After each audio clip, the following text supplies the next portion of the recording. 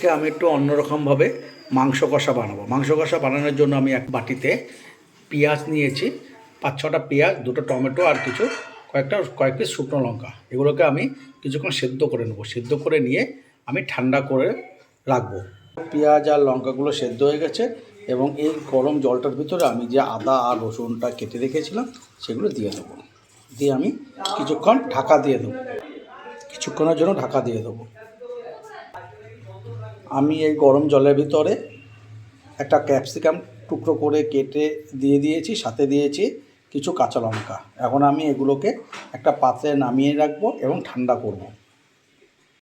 মাংসে আলু ভাজার জন্য আমি একটা কড়াইতে পরিমাণ মতো সরষের তেল দিয়ে নিয়েছি এবং তেলটা গরমও হয়ে গেছে। এর ভিতরে আমি ছেড়ে দেবো কেটে রাখা আলুগুলোকে।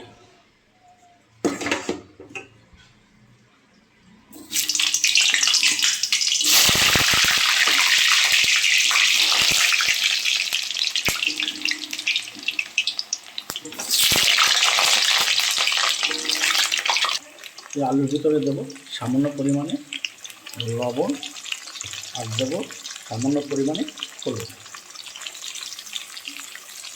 তো জিনিসগুলো আমাদের ঠান্ডা হয়ে গেছে। এখন আমরা এগুলোতে মিক্সি জারে দিয়ে পেস্ট করে নেব। তার আগে আমাদের এই টমেটোর গায়ে যে চোখলাগুলো আছে, দেখুন এই যে চোখলাটা, এটা আমরা বের করে নেব। বের করে নিলাম আমরা, আর এগুলোকে আমরা এখন পেস্ট করব। আলু ভাজা কমপ্লিট। আমরা আলুগুলোকে একটা পাত্রে তুলে রাখবো। এই আলু ভাজার তেলেই আমরা মাংসগুলোকে ভেজে নেব।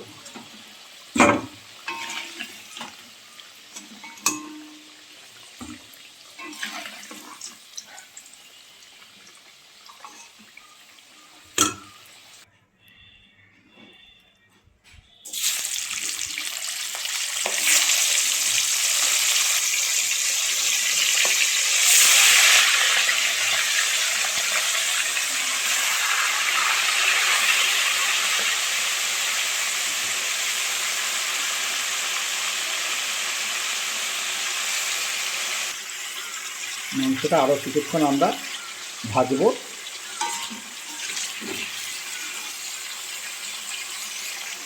মাংসটা আরও কিছুক্ষণ আমরা ভেজে নেব।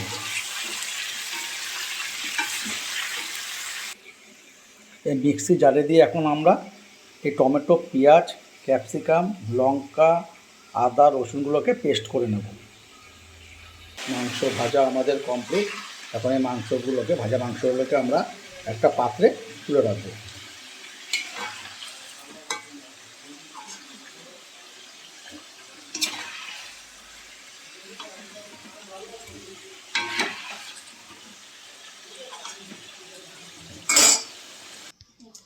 আমাদের পেস্ট কমপ্লিট। এই পেস্টের ভিতরে আমরা দেব কাশ্মীরি লঙ্কার গুঁড়ো,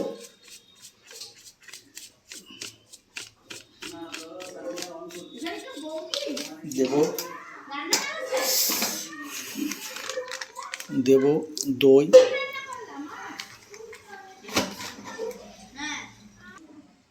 সাথে দেব 1 চামচের মতো হলুদ,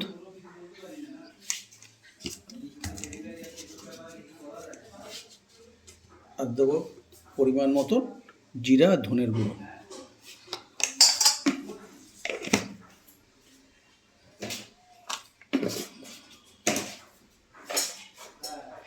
আর দেবো স্বাদ অনুযায়ী লবণ। এখন এইটাকে আমরা ভালো করে মিলিয়ে নেব, একদম সুন্দর করে মিশিয়ে নেব। এই যে আমরা ভালো করে মিশিয়ে নেব। আর দেব গোলমরিচের গুঁড়ো। আবার ভালো করে আমরা মিশিয়ে নেব।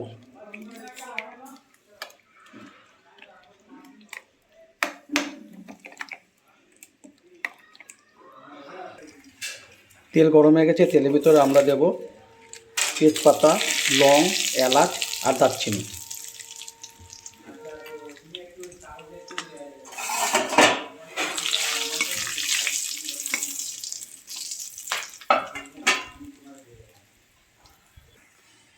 আর দেবো সামান্য পরিমাণে সাদা জিরা।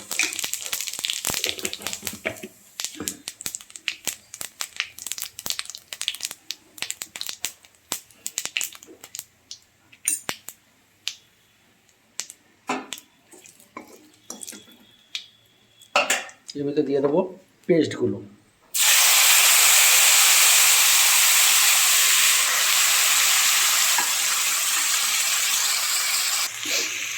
মশলা কষানো হয়ে গেছে, খুব সুন্দর একটা মশলা দিয়ে গন্ধ বেরোচ্ছে। এখন আমরা এর ভিতরে দিয়ে দেবো যে আলুগুলো ভেজে রেখেছিলাম, সেই আলুগুলো।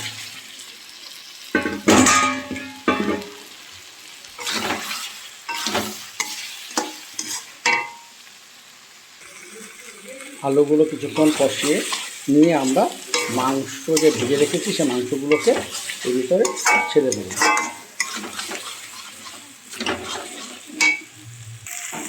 মশলার সাথে আলুটা কষানো হয়ে গেছে, এখন আমরা ভেজে রাখা মাংসগুলোকে এর ভিতরে দিয়ে দেবো।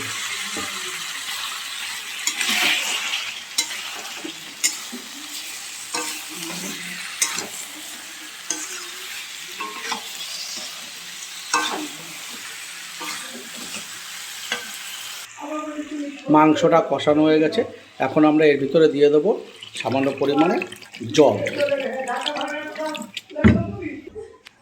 আমরা এখন এতে ঢাকা দিয়ে রাখবো 10 থেকে 15 মিনিটের জন্য, সেদ্ধ হওয়া অবধি।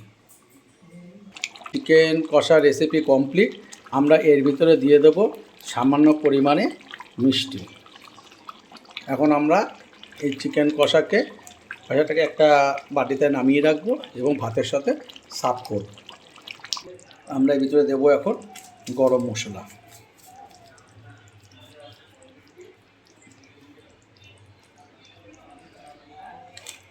দিয়ে এখন আমরা কিছুক্ষণ ঢাকা দিয়ে রাখবো।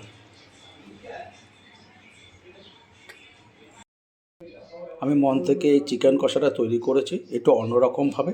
যদি আপনাদের এই রেসিপিটা ভালো লাগে তাহলে আপনারা অবশ্যই আমাকে লাইক, কমেন্ট এবং সাবস্ক্রাইব করবেন, শেয়ার করতেও ভুলবেন না।